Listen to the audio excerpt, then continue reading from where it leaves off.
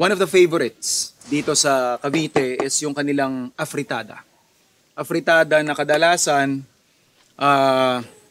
patatas, carrots yung kasama. Dito, siguro ibang version lang kasi gumagamit sila ng kamote. Paghahanda ko kayo niyan, saktong-sakto to, pwedeng dalhin sa mga parties. Siyempre, lalong-lalo na pag may mga balikbayan kayong darating. Yun yung naghahanap sila ng yung mga nakasanayang pagkain. Eto, pasok na pasok yan. So we have here our kasim.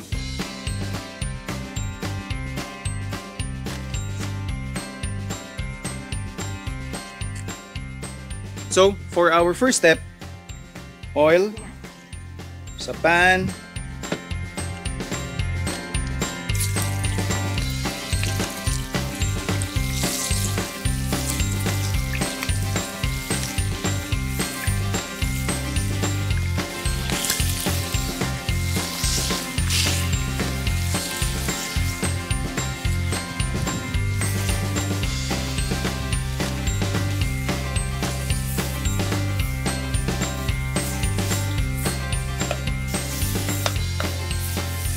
So habang binabrown natin yung ating kasim, tayo na't maghiwa ng mga panggisa.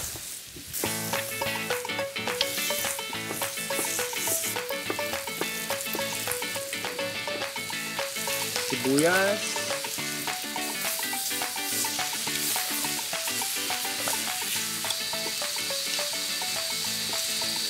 Kamatis.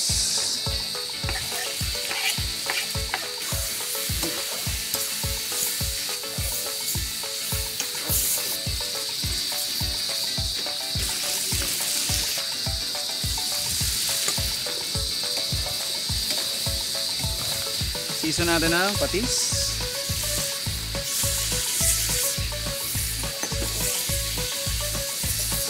And yung ating tomato sauce.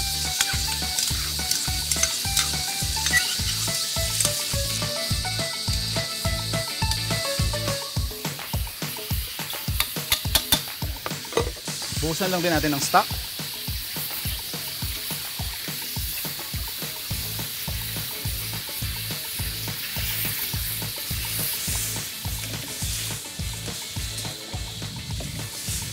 So hayaan lang natin itong mag-simmer hanggang lumambot yung karne.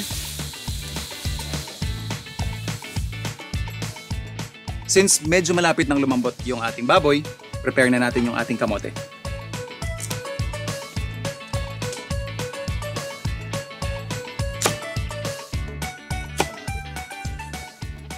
Yung ating Baguio beans naman. Ito sila rin yung nagtanim nito.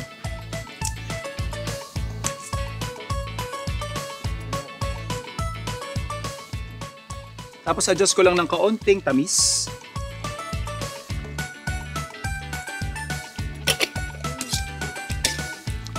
Ayan o, naglalaro na yung sarap nung lambot ng ating taba.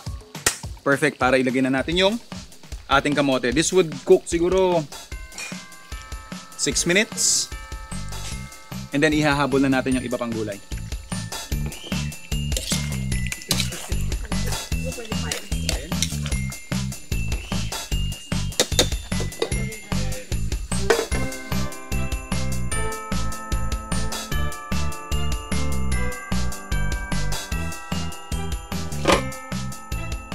Ayan. So, subukan natin yung ating kamote.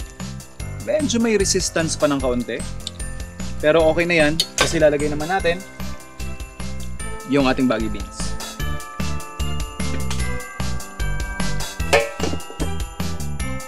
So, luto na yung ating baboy, yung ating kamote, tsaka yung ating Baguio beans. I-finish lang natin with our pechay.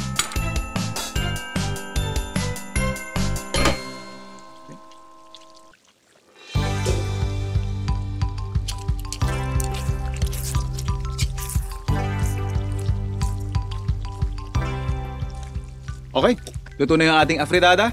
Pwede tayo mag-serve.